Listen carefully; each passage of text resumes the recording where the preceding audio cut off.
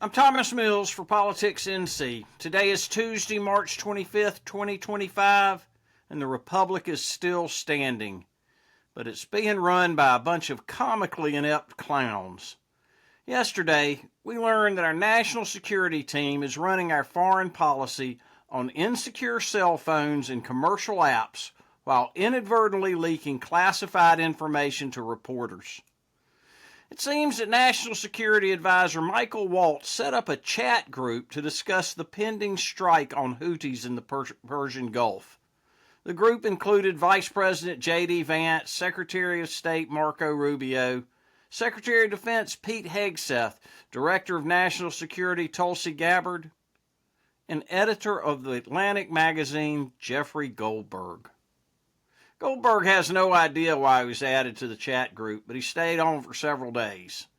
At one point, Hegseth gave operational details about the strike on the Houthis.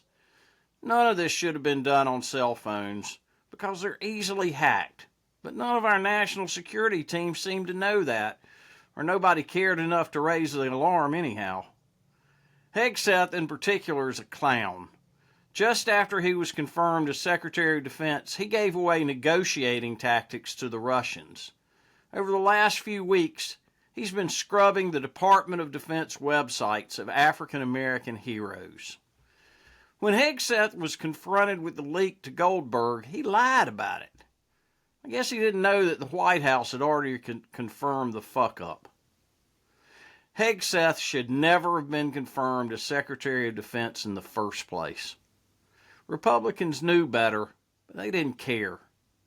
Our Senator, Thom Tillis, was going to block Hegseth because of numerous troubling aspects about his nomination. Hegseth admitted a drinking problem. Several women, including his sister-in-law, accused him of abusive behavior. On top of all that, he had no experience.